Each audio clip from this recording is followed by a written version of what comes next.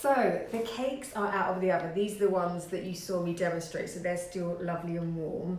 And these ones here are the ones I've made earlier. So once they've cooled, what I've done is flipped it upside down, so the flattest side is to me, and I've whacked it on a nice little cake board, and I've got a little turntable as well. So I've got 3 layers, uno, dos, tres. And I've got some buttercream, which I've already whipped up because it's quite noisy and it takes a while. So I use a block of plant-based butter, so any brand's fine.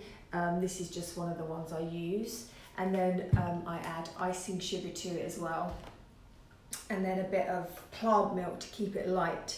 So hopefully it's light enough. So I'm just gonna start by, I'll use a spatula. So these are really handy. So it's got this little corner, and it's perfect for kind of going round and decorating cakes. You can probably get them in most supermarkets. So on it goes, and then I'm just going to paddle it around. So paddling it out, and because I'm doing it all the same colour, it's good to take it to the edges as well. The other thing I would say is always chill your cake. Chill your cakes, you're chilling. Because if you try and decorate a soft or even slightly warm cake, it will just crumble. So ideally you want to decorate it the second day. I haven't, living on the edge. I've baked these cakes today, but I put it in the fridge for a little while. So we should be okay. Carrot cake's a bit firmer than, say, a Victoria sponge, but you wouldn't necessarily cover a Victoria sponge in buttercream anyway. So it's relatively, normally I would trim with a bread knife, but it's relatively even. That's good enough for me. So I just flip it over, put it into place, and then take off my parchment.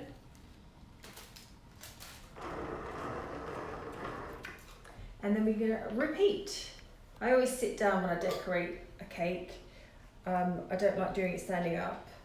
I mean, you can do, obviously it depends what your setup is. When I'm in a professional kitchen, the tops are normally higher, so it's easier. Can you hear the tap, tap, tap of Alfie?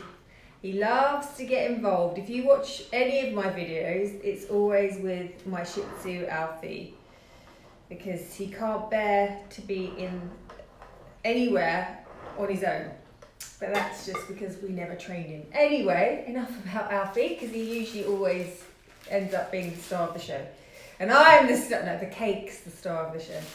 Okay, so top layer again. Can you see this? You going right in? Thank you. Place that on top, and then we're going to peel that off. I've got a nice flat top to work with. Lovely, and there you go. Kidding, there's a bit more to it. So I'm going to start adding some to the side. And this is going to be semi-naked, which means we're going to have some of the sponge showing through it. And I like that because A, you don't use as much buttercream, because I find too much buttercream can be a bit sickly. And I just like the look of it. So I'm going to do full coverage. And then we're going to scrape some off. So full coverage. And I'm being super gentle because, as I said, I didn't leave this overnight. So this takes a little while, but I'm going to carry on. You can forward it a little bit, or you can just enjoy. Enjoy the decoration. Spreading some, paddling some on top.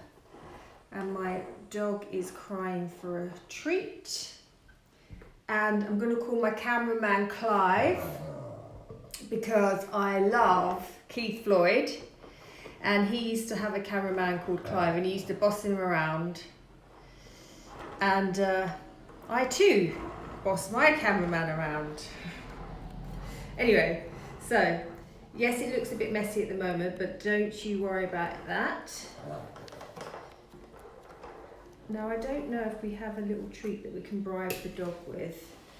So Clive on cameras is going to try and do that. So what I'm doing, I'm scraping some off. We just have it on a nice wide shot, and thank you. And then leaving some exposed. Oh, there you go. Tap, tap, tap of Shih Tzu feet. Off he goes. So,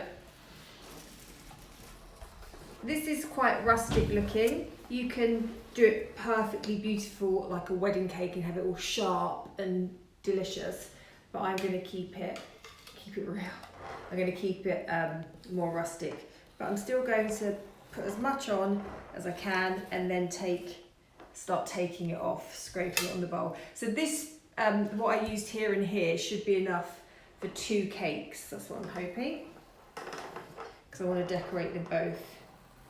And then immediately give them away, because what will happen if I don't? You know what will happen. I'll just try a little bit. I'll just try a little bit more. Before you know it, I've eaten all the cake, which is okay, but not when you do it all the time. Anyway, right. So that'll do. The munching of dog. Right, so that's going to be perfect. As you can see, I actually want these bits exposed. That's the look I'm going for. It always reminds me of like if you had a wedding and it was kind of a woodland theme, and there was, you know, anyway, that's how the exposed kind of cake reminds me of. Right, so next thing I'm going to do is add to the decoration, and I'm going to pipe just a few little swirls. So I'm using the equivalent of a Wilton 1M or a large star tube, and a disposable, sorry, it's not disposable, it's a reusable piping bag. I used to use disposable, but now I use reusable because it's a lot more friendlier to the planet, a lot less waste. You just have to wash it in very hot water. So you slip the nozzle in on the end, and then about halfway down, I'm going to make a well with my hand, and I'm going to fill it up with some buttercream. Oops. So my buttercream is relatively soft, but you don't want it too soft. In the summer, you can really make it too soft. So what I'm doing, I'm using my thumb to scrape off the buttercream, then I'm going to shake it down a bit, because it's quite hard to do on your own one-handed. So there you go, a little bit more, shake it down. Then lift up the lip, and then you're just going to use your thumb and your finger to get the buttercream into place, and give it a little shape round, and you've got your nice piping bag. So with the piping bag, again, I'm holding between my thumb and my index finger, and I'm going to squeeze from the top, okay? So I'm going to make contact, push down and up to release. So I did that wrong, really I should start at 12 o'clock. So let's do 12, 3 and 6, but for you it'll be 12. Anyway, I don't know why I'm counting. So then I'm going to go in between. So have a look.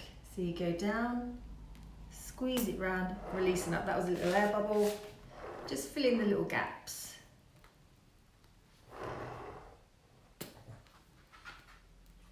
Lovely. And then what I'm going to do, so here, this is so yummy, it's ginger biscuits, which are vegan. Actually, most ginger biscuits are vegan. So I've just put them in a food processor, so it looks a little bit like sand, or it's just a nice touch really, because we're going to be putting some carrots on.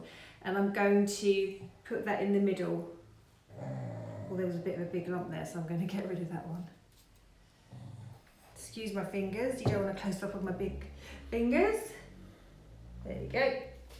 So in the centre. Actually, I've got tons here, but then I can add this to truffles. I can save it. I can put it with custard. I'm going to put that. I'm trying to be quite gentle and get that in the edges. Just going to remove another big chunk. If I wasn't filming, guess what I'd do with that chunk? But I'm going to be, you know, behave and not shovel it in my mouth. So you could use a little teaspoon just to get in the edges there. But the ginger, obviously it's got ginger in it, the cake already, so the ginger biscuit gives it some crunch and texture, makes it look nice, and adds that fiery. I got the fiery ginger. So I think my husband's just grabbing something. Actually, Nathan, if you could not, he's trying to feed the dog whilst we're doing this, so let's just forget about the dog, it doesn't matter. Sorry everyone, if you're watching this trying to get a tutorial, it doesn't matter, Alfie can cry for a little bit, he'll be fine. We're nearly finished people. What you can also do is actually put some on the bottom around, and you can have the crumb going up the cake. You can also put it over the edge, which I might do. There's just a little bit of a big one there, and then it will catch on the sides a little bit. I mean, as I said, it's a rustic cake, so it doesn't matter if you get. Actually, do you know what? Actually, it's really nice around the bottom, so I'm just going to put a little bit around the bottom as well. And then you can use your spatula. And what I'll do, I'll take a picture of it and I'll show you the finished result. And Clive on cameras is being very naughty. He's dumped the camera and he's ignoring me and looking after the dog. And now please would you ignore him and focus. Right, we're nearly there.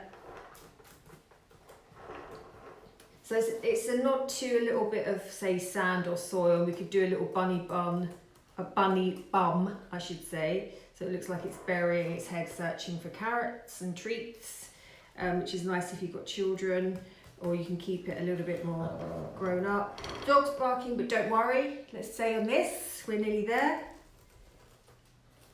See? That's why I'm calling him Clive, because I'm bossy. And that needs to be tidied up a bit, but I'm panicking now because of the dog. Anyway, so I've got these little carrots. These are ready-made, but you can make them with fondant icing. And of course, they are completely plant-based. But they just make it look a little bit nicer. A little bit of a nod to the fact it's a carrot cake. And I'm going to tidy up the bottom and then take a picture as well so you can see the whole result. But there you have it. I mean, that's pretty much. I'm just going to see if I can tidy up a little bit. I'll just use my finger, so don't get a close up on my finger though. Take it all the way around. And you can kind of lift that up onto the cake, which always looks really nice. Just making it a little bit tidier. Because this is a really nice gift for Mother's Day if you're going to go on Sunday and see the family. Or just make it for yourself. Why not? You deserve it.